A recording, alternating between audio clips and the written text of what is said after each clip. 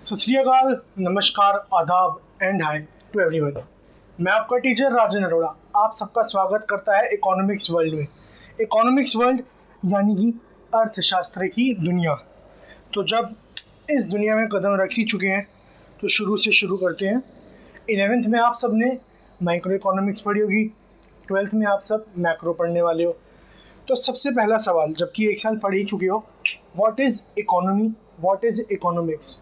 मान लीजिए आसपास का कोई रिश्तेदार पड़ोसी पूछ ले क्या होता है इकोनॉमी, तो पता तो होना चाहिए भाई, इकोनॉमिस्ट बनने जा रहे हैं तो इकोनॉमिक्स क्या होता है। सोचो एक मिनट, पूरा एक साल पढ़ा है, चलो कोई बात नहीं। सबसे पहला सवाल जो उठता है, बेसिक सही हमारे चैप्टर से हटके अभी इसका इंट्रोडक्शन दूंगा। सबसे पहला सवाल जो उठता है, व्हाट इज इकोनॉमी। इसके बाद जो अगला उठता है, इकोनॉमिक्स। तो इकोनॉमी क्या है, साधारण भाषा में बताऊं, इकोनॉमी एक वो सिस्टम है, वो वाला सिस्टम नहीं जो आजकल चल रहा है, दूसरा सिस्टम पूरी ग्लोब का, इकोनॉमी का, वर्ल्ड का। ये वो सिस्टम है जिससे एक आम नागरिक मतलब इंडिविजुअल अपना सोर्स ऑफ इनकम, अपना mode of earning, mode of living पैदा करता है, जिससे वो कमाता है, जिससे कि वो जी सके, उसे कहते हैं इकोनॉमी। ऐसा पूरा सर्कल जहाँ से एक नागरिक, एक इंडिविजुअल पैसा कमाता है ताकि वो जी सके, इसे कहते हैं इकोनॉमी। और इकोनॉमी की पढ़ाई को बोलते हैं इकोनॉमिक्स। और इकोनॉमिक्स पढ़ के आप सब बनेंगे द बेस्ट इकोनॉमिस्ट। तो ये था बेसिक से इंट्रोडक्शन, इकोनॉमी होती क्या है, क्योंकि ये सबको पता होना चाहिए, कल को कोई पूछ ले ऐसा ना लगे कि हमें कुछ नहीं आता। तो इसी के साथ स्वागत होता है आपका इकोनॉमिक्स वर्ल्ड में।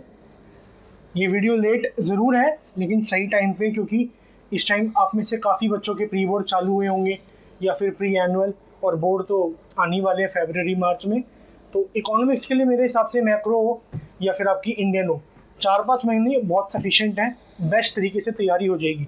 आपसे बस एक ही रिक्वेस्ट है, वैसे भी चैप्टर छोटा है तो इसकी वीडियो चाहे 15 मिनट की बने, 20 मिनट, आधा घंटा, वो मेरे को पता नहीं, लेकिन बिल्कुल फोकस मोड में देखिएगा, अपनी सारी सोशल मीडिया नेटवर्किंग साइट्स को दूर करके। और इस बात की मैं आपको एश्योरिटी दे सकता हूँ, अगर आपने इस वीडियो को ध्यान से देख लिया तो इस चैप्टर में से कोई भी ऐसा पॉइंट नहीं होगा जो आपका छूट जाए। अब इस टाइम काफ़ी लोग इस वीडियो को बना के टाइटल डाल रहे हैं वन शॉट वीडियो। मैं से वन शॉट तो चलो वन शॉट भी मान लो और कंप्लीट भी मान लो, मतलब ये सब कुछ है, पूरा गोल है इस चैप्टर का, क्योंकि चैप्टर वैसे ही छोटा है। तो ये चैप्टर ऑलमोस्ट आपका आता है 6 नंबर का। अब कई बच्चे सोचेंगे भाई 6 नंबर का तो आ रहा है, 80 में से 6 नंबर का बाकी 74, तो वो पढ़ लेते हैं पहले, 6 नंबर तो कुछ नहीं होते। पर ये चैप्टर यहाँ आने के साथ साथ आपका CUET में भी आएगा, मतलब जो आपका एंट्रेंस होना है बोर्ड के बाद। जी ऐसा कुछ नहीं है कि अगर CUET में आना है बोर्ड में नहीं आना तो बोर्ड में पढ़ाई छोड़ दें। मैं आपको एक बात बता दूँ, पिछले साल भी बहुत हुआ था, काफ़ी बच्चों ने बोर्ड के पेपर ऐसे ही दे दिए थे ये सोच के कि CUET में दोबारा पढ़ लेंगे। पर जो बच्चा 12वीं के बोर्ड के लिए ढंग से नहीं पढ़ता, मैं लिख के दे सकता हूँ वो CUET में बढ़िया स्कोर नहीं ला पाएगा। क्यों? क्योंकि CUET में भाई जो आ रहा है सारा तो बोर्ड का ही आ रहा है। 1-1.5 महीने में आप जो एक साल में नहीं पढ़ा वो तो पढ़ नहीं पाओगे। तो बेस्ट है आज से पढ़ो, प्री बोर्ड में भी फोड़ो, बोर्ड में भी फोड़ो, और CUET तो है ही फिर आपके लिए। तो इसी के साथ शुरू करते हैं पहला chapter, chapter number 5, money. Money बहुतों ने सुना होगा, मनी क्या होता है। मनी मतलब पैसा, बेसिक से शुरू करते हैं। पैसा 2000 का नोट, 500 का नोट, 100 का नोट, 200 का नोट, 10 का नोट, सिक्के, कॉइन, 5 का कॉइन, 20 का कॉइन, 10 का कॉइन, चेक, ये जो आजकल ट्रेंड में चल रहा है, फ़ोन पे, मोमोज खाने गए फ़ोन पे कर दे भैया, पेटीएम, UPI, जो भी है, cheque, DD, bill of exchange, जो भी आता है सब मनी है। अब सबसे पहला इंट्रोडक्शन हो गया आप लोगों का मनी।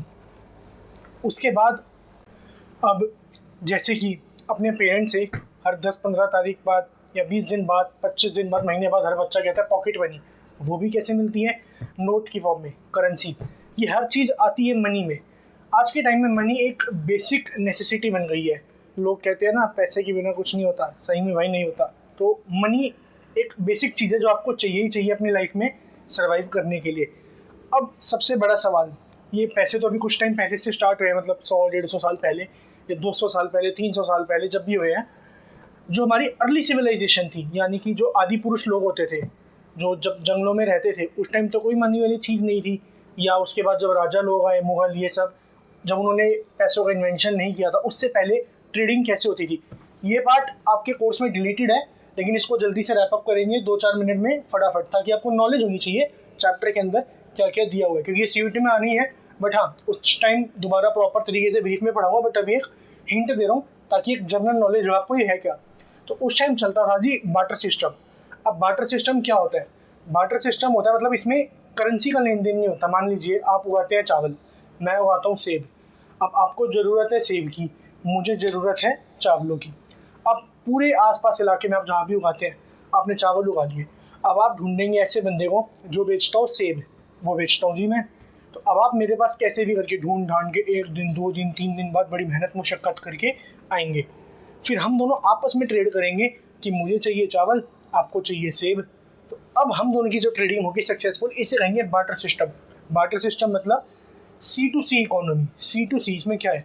C मतलब कॉमोडिटी, मैं आपको लिख भी देता हूँ इसमें, C2C इकोनॉमी। ये वैसे पूछा तो नहीं जाएगा बोर्ड में, लेकिन वही CUT में पूछा जाएगा। तो C हेयर मीन्स कोमोडिटी। ये काम की बात है, साथ साथ लिख लेना भाई कॉपी में, एक बार छूट गई ना तो छूट ही जाएगी। C2C मतलब कॉमोडिटी टू कॉमोडिटी इकोनॉमी, सामान के बदले सामान, सर्विस के बदले सर्विस, गुड के बदले गुड। तो ये होता था बार्टर सिस्टम तब, जब पुराने ज़माने में लोग ट्रेडिंग करते थे। अब जो दिक्कत आई, बार्टर सिस्टम में पैसे हैं नहीं, कहीं ना कहीं तो दिक्कत आएगी। तो इस सिस्टम की 4 दिक्कतें थी जो हमारी मनी ने सही करी। अब मनी का फ़ायदा समझने के लिए पहले उससे जो सिस्टम चल रहा था उसकी डिसएडवांटेज भी समझनी पड़ेगी, तभी तो फ़ायदा समझ आएगा भाई। नुकसान पता होगा तभी तो फ़ायदा आएगा समझ। तो डिसएडवांटेज में सबसे पहला था double coincidence of want. Double coincidence मतलब ऑफ वांट मतलब ये हुआ, जैसे आपने मेरे को ढूंढा सेब के लिए, मैंने आपको चावल के लिए। अब मान लीजिए आपके इलाके में कोई सेब बनाता ही नहीं और आपको सेब चाहिए, या आपको ड्राई फ्रूट चाहिए, वो कोई बनाता नहीं। अब आपको ऐसा बंदा ढूंढना है पूरे अपने आसपास इलाके में, पूरी इकोनॉमी में, कि जो ड्राई फ्रूट या सेब बनाता हो। तो इसे बोलते हैं डबल कोइंसिडेंस ऑफ वांट, मतलब दोनों बायर एक दूसरे की ज़रूरतों को पूरा करें म्यूचुअली, इसे कहते हैं डबल कोइंसिडेंस ऑफ वांट। अब ये ढूंढना आसान नहीं है, ये तो जनरल से एग्जांपल है, हमारे 1-2 किलोमीटर में कोई मिल जाए। उस टाइम में मिलते नहीं थे, क्योंकि हर कोई अलग चीज़ बना रहे, इतनी कॉमोडिटी है भाई। तो अब सब एक दूसरे की ज़रूरत के हिसाब से थोड़ी बना रहे थे, जिसको जो पसंद आया बना दिया। अब ढूंढने में आ रही थी दिक्कत, इससे बहुत ज़्यादा ह्यूज ट्रेडिंग कॉस्ट बैठ रही थी। ह्यूज ट्रेडिंग कॉस्ट मतलब समय बर्बाद हो रहा था, मेहनत बर्बाद हो रही थी, मेरा सामान बर्बाद हो रहा था, जो आज बनाया वो परसों बिकेगा, समझ रहे हो। तो ये सबसे बड़ा इशू था इसका, डबल कोइंसिडेंस ऑफ वांट। इस कारण ये था फेलियर। इसका दूसरा, lack of measure of value. Measure of value मतलब एक स्टैंडर्ड यूनिट नहीं था जिसमें एक कॉमोडिटी को आप नाप सके। मान लो आपने 1 किलो चावल बना लिए, अब आप 1 किलो चावल मेरे पास ले आए और मेरे को बोला 1 किलो बादाम दे दो जी। मैंने कहा भाई 1 किलो बादाम 1 किलो चावल, समझ रहे हो, हमें पता ना क्या वैल्यू है, उस टाइम नहीं पता थी। तो 1 किलो बादाम ऑब्वियसली महंगे हैं, 1 किलो चावल सस्ते हैं। चावल वाला कह रहा है 1 के बदले 1 किलो बदल लो, लेकिन 1 किलो तो फ़र्क है ना रेट का। ये दिक्कत आती थी मेजर ऑफ वैल्यू में, मतलब आप सामान को तोल मोल नहीं सकते थे आसानी से। उसके बाद जो बार्टर सिस्टम की अगली दिक्कत थी वो था लैक ऑफ डेफर्ड पेमेंट, मतलब डेफर्ड पेमेंट की दिक्कत। डेफर्ड मतलब पोस्टपोनमेंट ऑफ द ट्रांजैक्शन और the money you have to give. मतलब आज जो आपने जैसे ट्रांजैक्शन कर लिया, आपने मेरे से ले लिया 1 किलो ड्राई फ्रूट, आपने मेरे को कह दिया भैया मैं आपको चावल दे दूंगा 3 दिन बाद या 5 दिन बाद, मतलब उधारी कर ली सामान के बदले। अब बार्टर सिस्टम में उधारी नहीं हो सकती। इसका कारण क्या है? मान लो आपने मेरे को बोला ये वाले चावल मैं आपको दूंगा, बासमती चावल दूंगा 4 दिन बाद, आपने मेरे को उसका सैंपल दिखा दिया। अब 4 दिन बाद मैं आपके पास आया, जी मेरे चावल दे दो। उस टाइम जो आपने चावल उगाए या जो भी चीज़ उगाई उसकी क्वालिटी डाउनग्रेडेड हो रखी थी या वो ख़राब थे, तो आप तो कहोगे ना ये लो जी, लेकिन मैं लूँगा नहीं, क्योंकि 4 दिन पहले जो मैंने चीज़ देखी थी और आज देख रहा हूँ इसकी क्वालिटी में फ़र्क है, तो मैं क्यों लूँगा। या फिर कह लो उस टाइम मैं कोई वो वाली कमोडिटी उगा नहीं पाया, बारिश आ गई, कुछ आ गया, चावल के अलावा जो भी प्रोडक्ट है उस टाइम में उगा नहीं पाया, तो ये थी सबसे बड़ी दिक्कत। हम क्रेडिट पे काम नहीं कर पा रहे थे, उधारी नहीं कर पा रहे थे। इसके बाद आती है सबसे मेन दिक्कत, lack of store of value. मतलब जैसे पैसा है, पैसा तो मान लो आपके घर में 2 लाख है 10 लाख है, आप जाके FD करा देते हो, पैसा ख़राब थोड़ी होता है पड़ा पड़ा, सेफ उतना तो उतना ही रहता है ना, नोट ख़राब तो नहीं होंगे पड़े पड़े।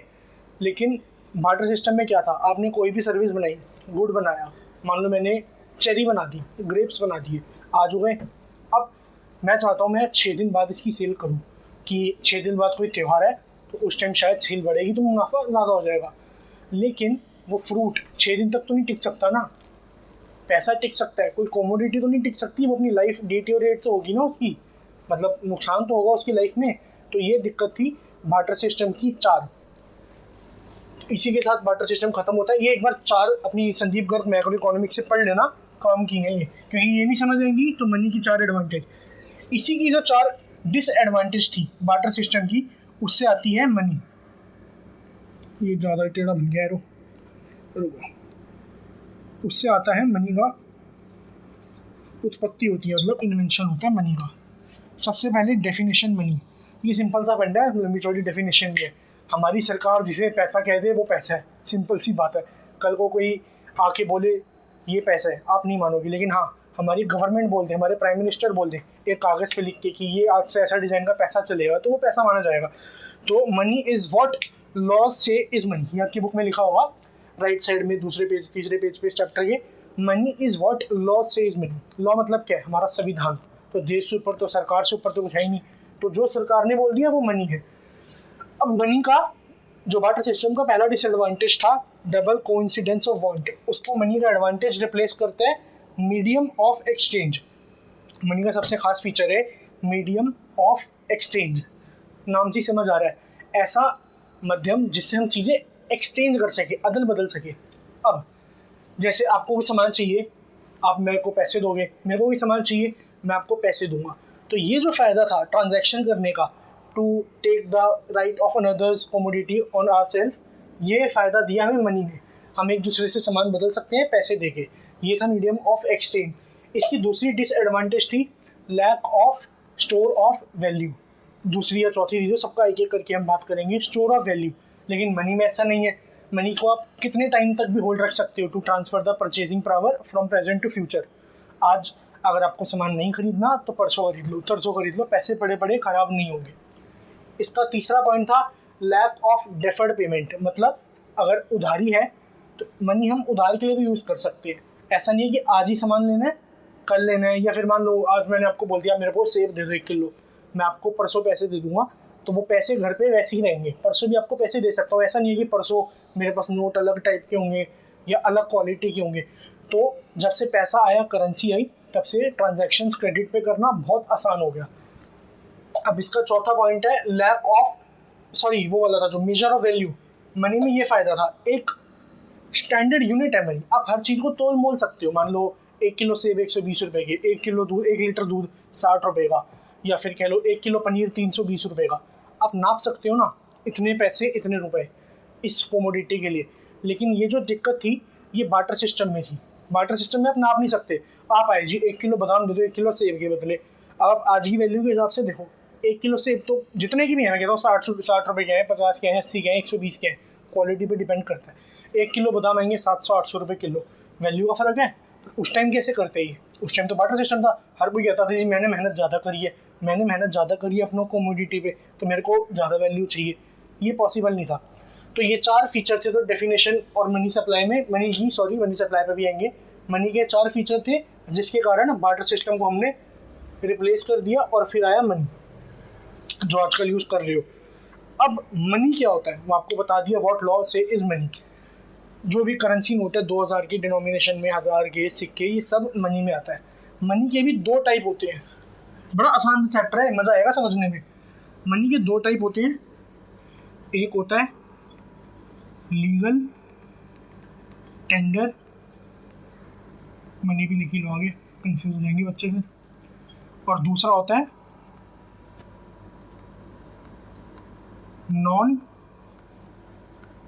Legal tender. देख लेना भाई, अगर थोड़ा टेढ़ा मेढ़ा लिखा जा रहा हो तो कोई दिक्कत नहीं, एडजस्ट कर लेना। नॉन लीगल टेंडर मनी, ये 2 टाइप की मनी होती है। अब लीगल टेंडर मनी क्या होती है? लीगल टेंडर मनी जो कि आप अपनी डेली ट्रांजैक्शंस में यूज़ करते हो, अपने कर्जे चुकाने के लिए या कुछ सामान खरीदने के लिए, किसी भी चीज़ के लिए जो आप पैसा यूज़ करते हो, जो सरकार ने बोला है लीगली एक्सेप्टेबल है, मतलब हर कोई इस मनी को लेने के लिए ऑब्लिज्ड है, आप उसके खिलाफ केस कर सकते हो अगर वो मना करता है, उसे कहते हैं legal tender money. Legal tender money में भी 2 आती हैं, एक लिमिटेड एक अनलिमिटेड। ये हो गई लिमिटेड दूसरी हो गई unlimited. Limited legal tender money मतलब ऐसी धनराशि जो आप किसी दूसरे को दे सकते हो एक लिमिट तक। लिमिट तक मतलब अब मान लो आपको एक गाड़ी पसंद है, 10 लाख की गाड़ी पसंद है, ब्रेजा मान लेते हैं, XYZ कोई भी गाड़ी पसंद है, मारुति की, हुंडई की, किसी भी कंपनी की। आप शोरूम पे जाते हो, शोरूम वाले को कहते हो जी मैं 10 लाख की गाड़ी लूँगा, लेकिन मैं सारे पैसे सिक्कों की फॉर्म में दूंगा। है तो ये मजाक ही, पर हम एज्यूम कर लेते हैं क्योंकि इकोनॉमिक्स बनी एजम्पशन पे। 10 लाख की गाड़ी है, मैं आपको सिक्के दूंगा। सोचो कितने सिक्के हो जाएंगे, चाहे आप 1 का दो, 20 का दो, 10 के दो, पर सिक्के तो बहुत हो जाएंगे, हज़ारों में सिक्के हो जाएंगे, बहुत ही ज़्यादा सिक्के हो जाएंगे। अब वो शोरूम वाला पूरी यूनिट को तो बुलाएगा नहीं मारुति की कि सारे आ जाओ और सिक्के गिनेंगे बैठ के, प्रैक्टिकली पॉसिबल नहीं है। तो इसलिए सरकार ने एक एक्ट निकाला, उस एक्ट का नाम था, ये स्पेशली सिक्कों के लिए था, कॉइनेज एक्ट 2011। याद रखना सन 2011। ये पेपर में कभी हमारे CUT में या कहीं पे MCQ में पूछ लिया जाता है, बच्चे फंस जाते हैं। कॉइनेज एक्ट सिंपल सा फंड है, कॉइन के लिए एक्ट था तो कॉइन एज एक्ट, बस ये गवर्नमेंट ने निकाला। इस एक्ट के तहत क्या मतलब था, आप किसी को भी सिक्के दे सकते हैं लेकिन एक लिमिट तक। अब वो लिमिट क्या डिसाइड हुई कि वो सिक्का 1 रुपये से कम का नहीं होना चाहिए, आजकल तो चलता भी नहीं, मतलब not lower than the denomination of ₹1। 1 का हो, 5 का हो, 10 का हो, 20 का हो, चलेगा। पहला, 1 से कम का नहीं होना चाहिए। दूसरा, आप चाहे 10 का सिक्का दो, 20 का दो, 10 का दो, 20 का दो, 1 का दो, 5 का दो, उसका जो सम बनेगा ना, मतलब मैं 1-1 के 1000 सिक्के देता हूँ या 10-10 के 100 सिक्के देता हूँ, तो उसका जो सम बनेगा वो 1000 रुपये से ज़्यादा नहीं होना चाहिए। मतलब the sum should not exceed ₹1000। ये लिख लो कि सम जो है शुड बी लेस देन 1000। और दूसरा पॉइंट था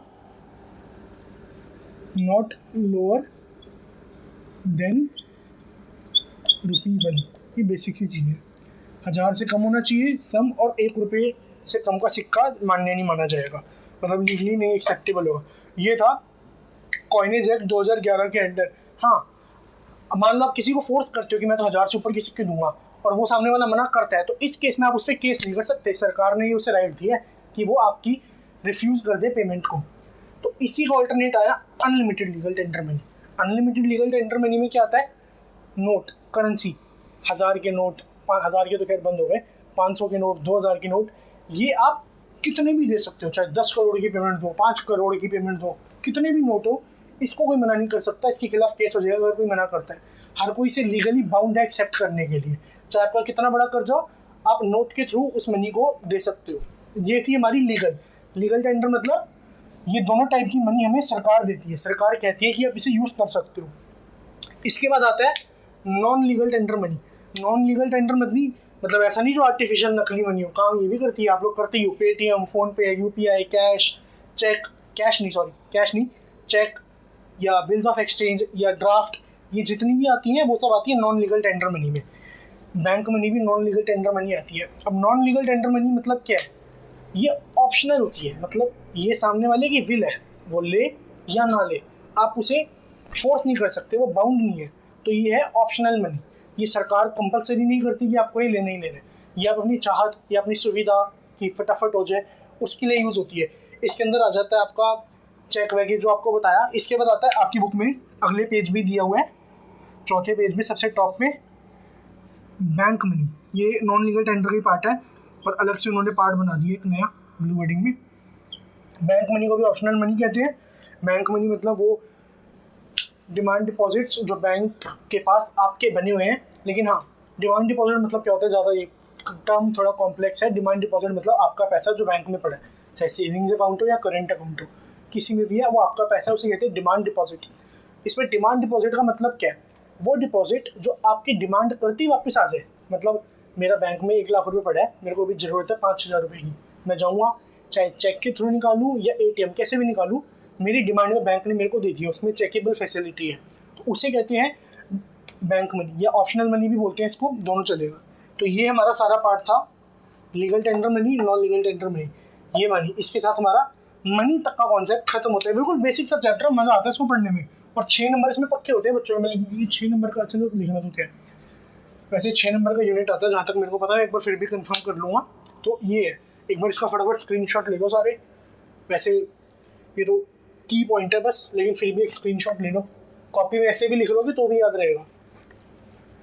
संदीप करो, कोई भी ऐसा पॉइंट नहीं होगा जो आप लोगों का छूट जाए।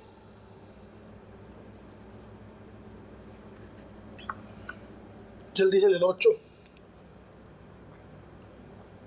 एक तो गर्मी इतनी है ना, गला सूख जाता है। ढक्कन को भी करना है।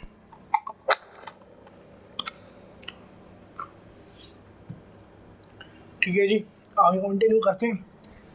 ये मिटा रहा हूँ।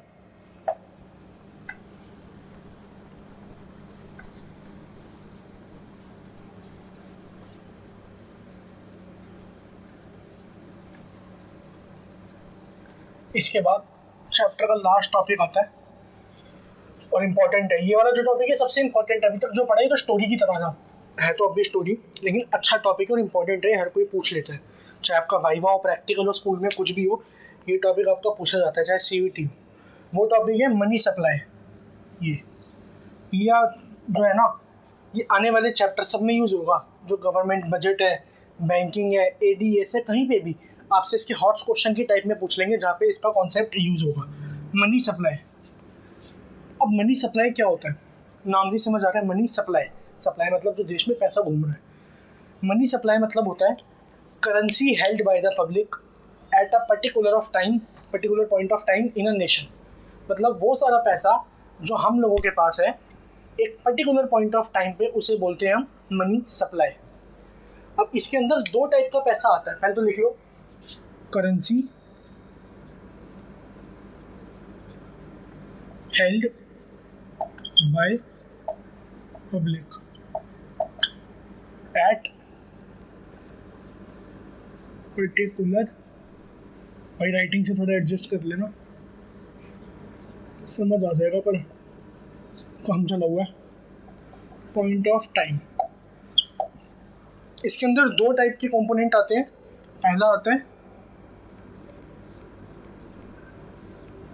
कैश, या फिर कह लो करेंसी कह लो, कैश तो नहीं, क्योंकि करेंसी में कैश आ ही जाएगा। हेल्ड बाय पब्लिक मतलब जो नोट की फॉर्म में होता है, और दूसरा आ जाता है इसमें आपका डिमांड डिपॉजिट्स।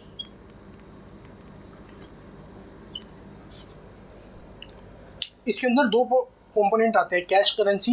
ये कैश हटाई लोगों, फिर कंफ्यूजन हो जाएगी आप लोगों को, क्योंकि करेंसी के अंदर कैश और कॉइन दोनों आ जाते हैं।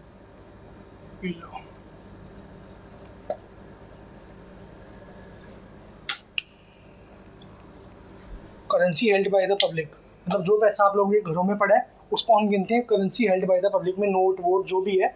दूसरा आता है डिमांड डिपॉजिट, जो भी आपको बताया है, वो पैसा जो हमारा बैंक के पास पड़ा है उसे बोलते हैं डिमांड डिपॉजिट। अब आपकी बुक में इसी टॉपिक में नीचे ब्लू कलर की लाइनों में दिया होगा, only net demand deposit are included in this. अब नेट और ग्रॉस में क्या फ़र्क होता है? ग्रॉस डिपॉजिट कौन से होते हैं? ग्रॉस डिपॉजिट वो होते हैं जिसमें हमारा पैसा तो होता ही होता है, प्लस उसमें एक्स्ट्रा जो होता है वो होता है इंटर बैंक डिपॉजिट। मतलब जो बैंक का आपस में लेन देन है उसको बोलते हैं इंटर बैंक डिपॉजिट। मान लो SBI है, PNB है, कोई भी है, ICICI, इनके आपस में जो पैसे पड़े हैं एक दूसरे के बैंक में, हम उसको मनी सप्लाई में नहीं गिनते, क्योंकि वो हमारा पैसा नहीं है जो देश में घूम रहा है, वो बैंक के आपसी लेन देन है, तो उसको हम नहीं गिनते। तो ग्रॉस में से जब आप इसको हटा दोगे, मतलब इसको नहीं गिनना हमने, तो जो बचेगा वो आता है नेट डिमांड डिपॉजिट, और हम मनी सप्लाई में सिर्फ नेट डिमांड डिपॉजिट को ही गिनते हैं। तो ये एक बार देख लो सारे बच्चे, फटाफट स्क्रीनशॉट ले लो इसका। और हाँ, इन दोनों कंपोनेंट, पहला करेंसी, दूसरा डिमांड डिपॉजिट, इसको आप ब्लू से ही लिख लो। इन दोनों को हम मिला के बोलते हैं ट्रांजैक्शन मनी। ये हॉट्स में की पॉइंटर लिख लेना, अच्छे से हाईलाइट करके लिख लेना। ये बुक में आपके राइट साइड में टॉप पे दिया हुआ है। इस टॉपिक के बाद मनी सप्लाई के बाद टॉप में बिल्कुल ब्लू लाइन में, ये ब्लू लाइन वाले होते बड़े इंपॉर्टेंट है। ट्रांजैक्शन मनी, ट्रांजैक्शन मनी मतलब दोनों कंपोनेंट, इसके इन दोनों कंपोनेंट जो हम डेली लाइफ में यूज़ करते हैं ट्रांजैक्शन के लिए हमारी विल पे, मतलब जो हमारी चार्ज के हिसाब से, तो इसलिए इसे हम बोलते हैं ट्रांजैक्शन मनी। ये लिख लेना एक बार सारे बच्चे। और अब इसमें एक अलग से पॉइंट था जो मतलब पढ़ने के लिए, ये बस फैक्ट, वो बीच में मैंने बताया नहीं। एक आता है टॉपिक इसमें फिएट मनी। फिएट मनी क्या होता है? फिएट मनी कुछ नहीं होता, जो हमने पढ़ा था ना, व्हाट लॉ से इज मनी, वो हिसाब है। फिएट मनी उस मनी को बोलते हैं जो कि सरकार के एक एक्ट या लॉ के हिसाब से कहा जाता है कि ये मनी है, मतलब अंडर द एक्ट ऑफ या लॉ ऑफ गवर्नमेंट, उसे फिएट मनी बोलते हैं और कुछ नहीं। मतलब जो सरकार कहते हैं कि ये आज से पैसा है, वो पैसा है, तो उसे बोलते हैं फिएट मनी। बस सबसे आसान चैप्टर है ये और इंटरेस्टिंग। इस चैप्टर से ज़्यादा मुश्किल क्वेश्चन भी नहीं बनते। एक हॉर्स में दिया हुआ है, हाँ ठीक है, टाइम पास क्वेश्चन है बट अच्छा है। संदीप गर्ग में कंटेंट बहुत बढ़िया दिया हुआ है, तो जिन बच्चों के पास ये बुक नहीं है मैं प्रेफर करूँगा ये बुक ले लेना, क्योंकि इसमें आपको कट क्लियर सारी इन्फॉर्मेशन आसानी से मिल जाती है, तो सही रहता है। ठीक है, अब इसके बाद ऑलमोस्ट चैप्टर खत्म ही है। एक दो पॉइंट है जो आपके सिलेबस में है नहीं, बट 2 मिनट लगेंगे, सुन लो, कंप्लीट तो हो जाएगा फिर चैप्टर अच्छे से।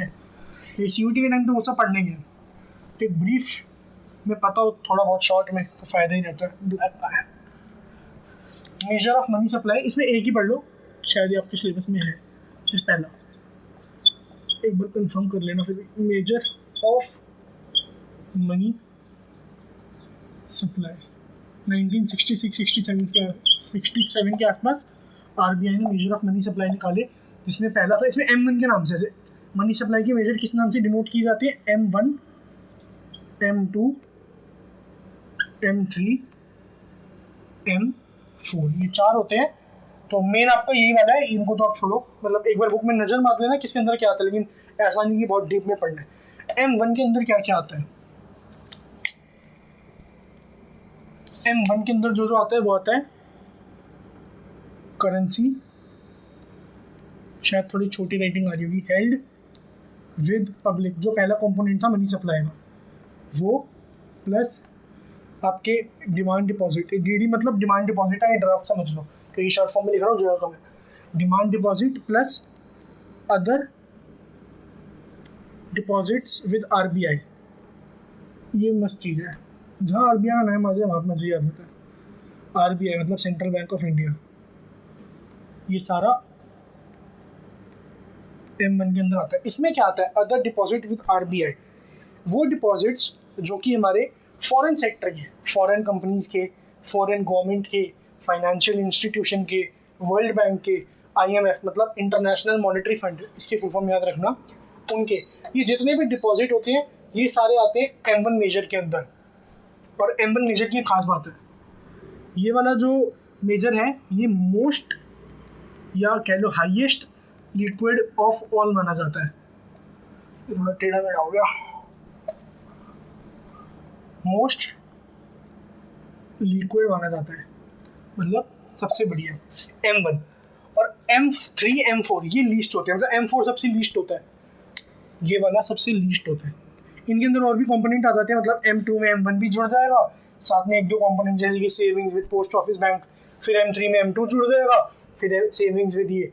तो ये बस आप पढ़ लेना एक बार, ये इतने काम के नहीं है, लेकिन जितना M1 है इनके बारे में एक चीज़ याद रखना, M1 सबसे हाईली लिक्विड है, M4 लीस्ट। इन दोनों कंपोनेंट को बोलते हैं, मतलब M1, M2 इन दोनों को बोलते हैं narrow component of money supply, मतलब narrow measure of money supply. और ये वाले दो इनको बोलते हैं ब्रॉड। हालांकि अब यूज़ M3 काफ़ी ज़्यादा होता है, वाइडली यूज होता है, क्योंकि इसे मतलब सरकार ने बोल रखा है तो इसलिए इसको ज़्यादा यूज़ करते हैं। मेन ये आप 4 नोट कर लो, पढ़ना मेन ये वाला है। क्योंकि M3 का एक और नाम है monetary aggregate resource of society, तो ये पेपरों में कभी कभार पूछ लिया जाता है, तो एक काम की चीज़ है, तो एक बार इसको सब बच्चे पढ़ लेंगे।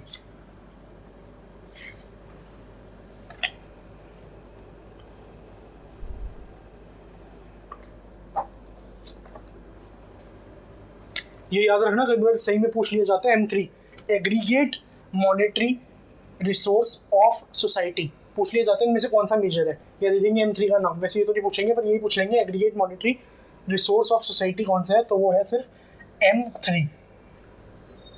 तो इतना आपको सबको समझ आ गया होगा। इसके बाद एक छोटा सा टॉपिक और है, बिल्कुल छोटा सा और बिल्कुल आसान सा, आपकी बुक में दिया होगा लास्ट पेज में बिल्कुल नीचे, वो है, उस पर लिखा होगा H। H मतलब हाई पावर्ड मनी। आपको वो सब बेसिक डिटेल बता दूंगा जो पेपर में पूछी जाए। वीडियोस आपको बहुत मिल जाएंगी यूट्यूब पे, ऐसी नहीं मिलेगी जिसमें सब कुछ बताया जाएगा, क्योंकि मैंने भी ये सब चीज़ें अपने टाइम में फेस करी है। जब मैं यूट्यूब से कभी लेक्चर्स लेता था उसमें मोटा मोटा ओवरव्यू पढ़ा देते थे, लेकिन बिल्कुल कोर डीप में जाके जो पढ़ाना है मस्त मज़ा उसी में है। आपको इन्फॉर्मेशन सारी होनी चाहिए, पेपर में पूछे ना पूछे, पर यहाँ एक्सपर्ट होने चाहिए कि इकोनॉमिस्ट, क्योंकि इकोनॉमी का कोई भी आपसे सवाल पूछ लिया जाए घुमा फिरा के हॉर्स में कहीं पे भी, आपको उसका जवाब आना चाहिए। उसके लिए कॉन्सेप्ट क्लैरिटी हाईएस्ट जरूरी है। High powered money, money issued by, लिख लो मनी या कह लो प्रोड्यूस्ड बाय, इशू या produced by RBI and government. वो मनी जो RBI और गवर्नमेंट प्रोड्यूस करते हैं। हाई पावर्ड मनी और नॉर्मल मनी में क्या फ़र्क है, जो मनी सप्लाई होता है? सिंपल सा बेसिक सा फ़र्क है। इसमें भी दो ही कंपोनेंट है। पहला करेंसी, जो मनी सप्लाई का था पहला सेम है, करेंसी हेल्ड बाय अपना पब्लिक, पहला सेम है। दूसरे में छोटा सा फर्क है, जो इसका दूसरा है वो है डिमांड डिपॉजिट की जगह कैश रिजर्व। ये आगे बढ़ेंगे अगले चैप्टर में, कैश रिजर्व क्या होता है।